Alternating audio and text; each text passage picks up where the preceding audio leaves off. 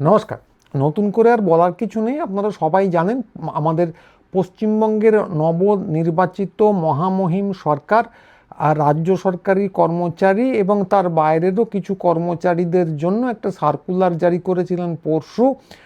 সেই সার্কুলারে খুব স্পষ্ট করে তাদেরকে মনে করিয়ে দেওয়া হয়েছে যে রাজ্য এবং কেন্দ্রীয় সরকারের বিরুদ্ধে কোনো নীতি অথবা সিদ্ধান্তের বিরুদ্ধে প্রকাশ্যে কিছু বলা নিষিদ্ধ এক, এবং কার্যত অনুমতি ব্যতি রেখে প্রিন্ট হোক অন্য কোনো মিডিয়া হোক, সম্ভবত অডিও ভিজুয়ালও, সেখানেও কিছু মুখ খোলাই একদম নিষিদ্ধ।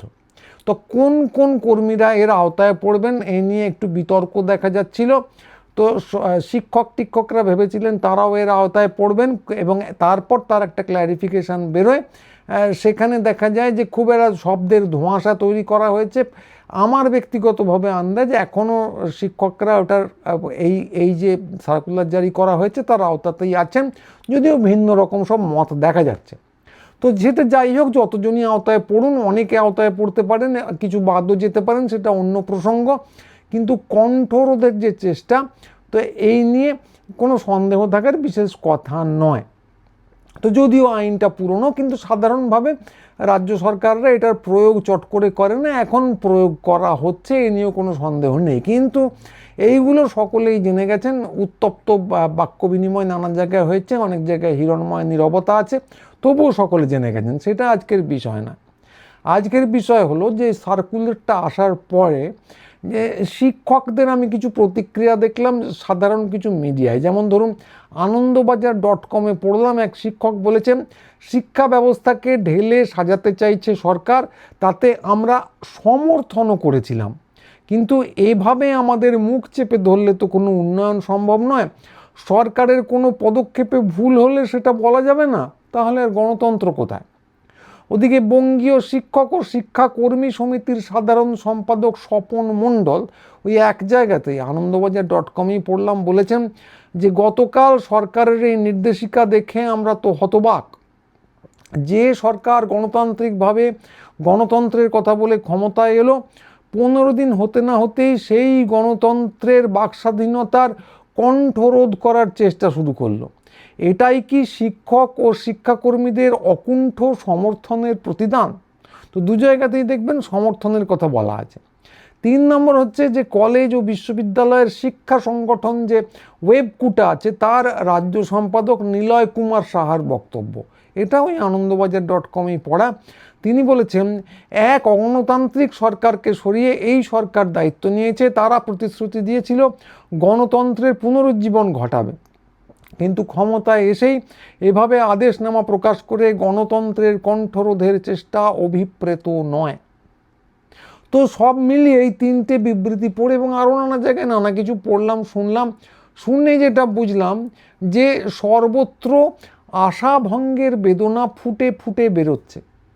অনেকেই অকুণ্ঠ সমর্থন দিয়েছিলেন, এবার ভাবছেন যে এর প্রতিদানে এই পেলাম। তো তোমাকে সব দিয়ে ভালোবেসেছিলাম, এই কি তার প্রতিদান? মুখে অনেকেই নিও ফ্যাসিবাদী বলেছিলেন, কিন্তু আসলে তো আমরা অকুণ্ঠ সমর্থন দিয়েছি। বাঁশি শুনে শ্রীরাধিকার মতো দৌড়ে গেছি নদীর পাড়ে, লোকলজ্জা ভয় সমস্ত কিছু ভুলে স্বাগত জানিয়ে হাট করে খুলে দিয়েছি দরজা। তারপর হৃদয়ের সমস্ত প্রত্যাশা একদম চিৎকার করে বলেছি সমাজ মাধ্যমে, এই সরকার দয়া করে আমাকে অমুক টমুক দিন। তো এই কি সেই ভালোবাসার জবাব? তো এতে দোষের কিছু আমি দেখছি না, কারণ প্রেম সমস্ত সময় এইরকমই হয়। সেটা দামড়া লোককেও করে তোলে একদম কিশোরী প্রতিম। তখন মানুষ অতি সরল হয়ে যায়। তখন তারা হিরণ্যকশিপুকেও শ্রীকৃষ্ণ ভাবে, ফ্যাসিবাদীকে ভাবে প্রেমাস্পদ।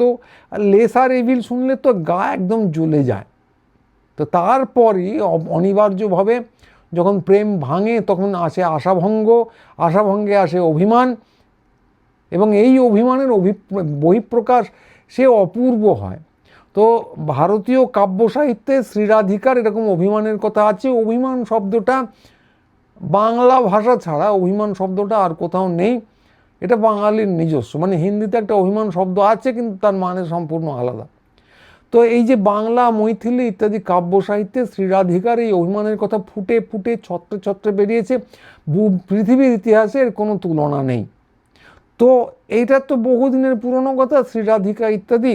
তো তারপর থেকেই ওই জায়গাটা সম্পূর্ণ ফাঁকা যাচ্ছিল। আমরা বলতে পারি যে নতুন সরকার এই জায়গাটাও পূর্ণ করে দিল। মানে শুধু যে শ্রমিক ভট্টাচার্য নানা রকম জ্ঞান গম্ভীর বক্তৃতা দেবেন তা না, এই যে কাব্য সাহিত্যের ব্যাপারটা, অভিমানকে আবার ফিরিয়ে আনা, রাজনীতির মধ্যে অভিমানকে ফিরিয়ে আনা, তো এই জায়গাটা সংস্কৃতি জগতে ফিরিয়ে আনার জন্য এই সরকারকে প্রথমে একটা বড় অভিনন্দন জানানো উচিত। তো দ্বিতীয় যে কথাটা সেটা হচ্ছে, এতে অনেকেই বলছেন যে বাক স্বাধীনতা একেবারে চলে গেল, কিন্তু সত্যি কথা বলতে গিয়ে আমি সেরকম কিছু দেখছি না। এটা কণ্ঠরোধের চেষ্টা হয়েছে, আমি বললাম, কিন্তু চেষ্টাই হচ্ছে। চেষ্টা তো ভালো কাজেও হয়, খারাপ কাজেও হয়। বাক স্বাধীনতা যে একেবারে চলে গেল সেটা কিন্তু একেবারেই ঠিক না। কেন বলছি কথাটা, কারণ গতকাল না গত পরশুই দেখলাম যে পাপিয়া অধিকারী নবনির্বাচিত বিধায়ক এবং সেই পুরনো দিনের অনেকের হার্টথ্রব দুর্দর্শ নাকি অভিনয় করতেন টিভি চ্যানেলে, সিরিয়াল করতেন, তখন সিরিয়াল এরকম ছিল না।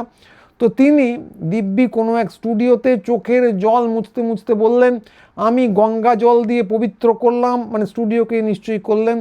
বহু চোখের জলের অভিশাপ, দুঃখ স্টুডিও চত্বরে অতৃপ্ত আত্মা হয়ে ঘুরে বেড়াচ্ছে, এবার সবাই কাজ পাবে। ঠিক এই কথাগুলোই বললেন। স্টুডিও চত্বরকে বোধহয় উনি গঙ্গা জল দিয়ে পরিষ্কার করেছেন। তো এই অতৃপ্ত আত্মা যারা ঘুরে বেড়াচ্ছে সবাই এরা কাজ পাবে। তারা শরীর ধরে কাজ পাবে নাকি অশরীরী অবস্থাতেই কাজ পাবে সেটা আমি জানি না, উনি বলেননি। তো দেখলাম এই কথাগুলো তো দিব্যি উনি চিৎকার করে করে বললেন এবং কেউ কোথাও কোনো বাধা দিল না। তো দেখে আমার জয় বাবা তারকনাথ, সেই বহু পুরনো সিনেমা, তার সন্ধ্যা রায়ের কথা মনে পড়লো। সেই কত যুগ আগের গান, আপনারা শুনেছেন কিনা জানি না, যে আজ তোমার পরীক্ষা ভগবান। তা অন্যকে কোন কাজ পাবে জানি না। এত বড় অভিনেত্রী যদি একদিন কাজ না পেয়ে থাকেন, চূড়ান্ত অবিচার হয়েছেই বলতে হবে। কিন্তু কথাটা অবিচার নিয়ে নয়, কথাটা হলো বাক স্বাধীনতা নিয়ে। তো ওনাকে তো এই কথা বলতে কেউ আটকালো না। তারপর ঘাড় ঘোরালাম ইন্টারনেটে, ঘাড় ঘোরাতেই দেখি পরমব্রত চট্টোপাধ্যায়েরও গলা ধরে আসছে। ধরা গলায় সোচ্চারে যা বললেন তা হলো, সদ্যজাত ছেলের মুখের দিকে তাকিয়ে দাঁতে দাঁত চেপে তিনি কম্প্রোমাইজ করতে বাধ্য হয়েছেন। তো সেটা উনি সোচ্চারে বললেন, কেউ কিন্তু আটকালো না, ফলে বাক স্বাধীনতা চলে গেছে বলা যাবে না। তো সত্যি কথা বলতে কি, তার ওই কঠিন জীবনের কথা ভেবে আমার চোখে একটু জল টলও চলে এলো। তো সরকারি, ভাবুন একবার, সরকারি কমিটিতে উনি ছিলেন, সরকারি কমিটিগুলোতে মিটিং টিটিং হচ্ছে, সেখানে উনি দাঁতে দাঁত চেপে বসে আছেন। তা কিছুদিন আগেই আমি এই চ্যানেলেই বলেছিলাম যে এক বীর লেখকের লেখা নিয়ে উনি তন্ত্রমন্ত্রের ওয়েব সিরিজ করেছিলেন। তো ভেবে এখন চোখে জল এলো, ওই তন্ত্রমন্ত্রের ওয়েব সিরিজ চলছে আর উনি দাঁতে দাঁত চেপে সেখানে অভিনয় করে যাচ্ছেন। তো এর পরেও যে তাঁর দাঁতগুলো আস্ত আছে সেই রক্ষে, নইলে ফোকলা দাঁতে হে হে করলে মোটেই ভালো দেখাতো না। তো কথাটা যখন আমি বলছি, তো আপনারা কেউ যেন ভাববেন না যে স্বরূপ বিশ্বাসের ডান্ডাবাজির কথা অবিশ্বাস করছে, ওই নিয়ে আমার কিছু বলার ক্ষমতা নেই। নিশ্চয়ই উনি করেছিলেন। তাছাড়া টালিগঞ্জ নিয়ে বিশেষ কিছু জানিও না। কথাটা হচ্ছে এখানে সম্পূর্ণ বাক স্বাধীনতা নিয়ে। তো বাক স্বাধীনতা যে অক্ষুণ্ণ এই দুজনের, সেটা আপনারা দেখতেই পেলেন, ওনারা যা খুশি বলতে পেরেছেন।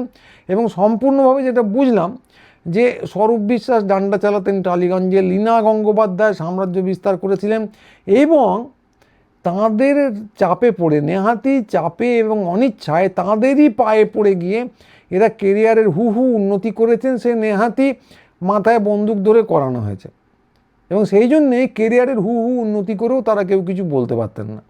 তো এখন সুযোগ এসেছে, পূর্ব দিগন্তে লাল সূর্য উঠেছে, সেই দিকে গামছা পরে সূর্য প্রণাম করে সবাই নিজের আশা আকাঙ্ক্ষা উজাড় করে দিচ্ছেন। তো এইটাই হলো এই মুহূর্তের বাক স্বাধীনতা। নইলে আর বাক স্বাধীনতার মানে কি, মাফ করবেন, নইলে আর বাক স্বাধীনতার মানেটা কি? তো টিভিতেও দেখবেন যে তাই চলছে। তো বাক স্বাধীনতার মানে হচ্ছে যে বিরোধীদের নিন্দে করবেন, আপনার সম্পূর্ণ বাক স্বাধীনতা আছে, কিন্তু সরকারের কোনো নিন্দে করবেন না। এই স্বাধীনতার মানে হলো তৃণমূল জমানা বা তার পুরনো বাম জমানার মুন্ডপাত করার স্বাধীনতা। তো সেইটা করা যাবে। এমনকি ধরুন এই যে পরমব্রত শুনছি, তারপরে এই চমৎকার কথাগুলো বলতে কেউ আটকায়নি, কিন্তু তারপর তিনি নাকি একটা খুব খারাপ কথা লিখেছিলেন 2021 সালে বিজেপির পরাজয়ের পর, তুমুল পরাজয়ের পর তিনি লিখেছিলেন যে আজ বিশ্ব রগড়ানি দিবস পালন করা যাক বা এই জাতীয় কিছু একটা। তো সেখানে স্বস্তিকা মুখোপাধ্যায় নাকি এসে বলেছিলেন হা হা হা হোক হোক। তো সেই নিয়ে তার বিরুদ্ধে একটা এফআইআর জারি করা হয়েছে। তো ভাবুন যে ব্যাপারটা হচ্ছে যে 2021 সালে আপনি যদি কিছু সরকার বিরোধী কথা বলে থাকেন, সেগুলো হচ্ছে হিংসার প্রশ্রয়। আর এখন যে সমস্ত কথাবার্তাগুলো আমাদের প্রিয় শাসক দলের লোকজন বলে চলেছেন, সেগুলো কিন্তু হিংসায় উস্কানি টুস্কানি নয়। তো পয়েন্ট হচ্ছে যেটা, সেটা হচ্ছে বাক স্বাধীনতা। তো বাক স্বাধীনতা হচ্ছে বিরোধীদের বিরুদ্ধে বলার বাক স্বাধীনতা। কখনো একটুখানিও যদি সরকার পক্ষে যারা আছেন তাদের বিরুদ্ধতা করে থাকেন, তাহলে কিন্তু সমূহ বিপদ, ওই বাক স্বাধীনতা আপনার নেই। তো পরমব্রত চট্টোপাধ্যায় অনেক কিছু বলে টোলে চোখের জল ধরে রাখার মতো কথা বলেও কিন্তু রেহাই পাননি। আর স্বস্তিকার কথা কি বলবো, তিনি তো তৃণমূল সরকারের বিরুদ্ধে রাত দখলে রাত জেগে ভয়ঙ্কর খাটাখাটনি করলেন, তারপরেও রেহাই পাননি। ফলে কথা হচ্ছে সবাইকে কিন্তু খুঁজে বার করে আনা হবে, কে কবে কোথায় উস্কানি দিয়েছেন সেই কথা বলার বাক স্বাধীনতা আপনার নেই। কিন্তু সরকারের পক্ষে যদি আপনি কথা বলতে চান, কেউ কোথাও আপনাকে আটকাবে না। যা খুশি বলতে চান, টিভির সঞ্চালকদের দেখুন, তারা তো যা মুখে আসছে তাই বলছেন। শাসক দলের লোকজনকে দেখুন, তারা তো যা মুখে আসছে তাই বলছেন। কেউ কি আটকাচ্ছে? কেউ কখনো আটকাচ্ছে না। তো এই নিয়ে একটা পুরনো খুব গল্প ছিল, খুবই জ্ঞানগর্ভ গল্প, অনেকে শুনেছেন হয়তো, তবু একবার বলে রাখি যে দ্বিতীয় বিশ্বযুদ্ধ সবে শেষ হয়েছে। দ্বিতীয় বিশ্বযুদ্ধের পর একজন আমেরিকান আর একজন রাশিয়ান সোভিয়েত ইউনিয়নের সৈন্য দেখা সাক্ষাৎ হয়েছে। কার দেশে কত স্বাধীনতা আছে এ নিয়ে তর্ক বিতর্ক চলছে। তো আমেরিকান যে সৈন্য, সে বলছে, তখন প্রেসিডেন্ট ছিলেন আমেরিকার রুজভেল্ট, মারা গিয়ে হয়েছেন ট্রুম্যান, দ্বিতীয় বিশ্বযুদ্ধ শেষ হয়ে গেছে। আর তখন রাশিয়ার সর্বেসর্বা, সোভিয়েত ইউনিয়নের সর্বেসর্বা হচ্ছেন স্তালিন।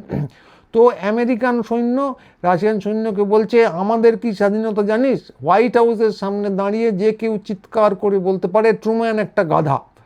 তখন রাশিয়ান শুনে বলছে যে আমাদেরও কিছু কম নয়, আমাদের যে ভবন আছে ক্রেমলিন, আমাদের লোকজন ক্রেমলিনের সামনে দাঁড়িয়ে চিৎকার করে বলতে পারে ট্রুম্যান একটা গাধা।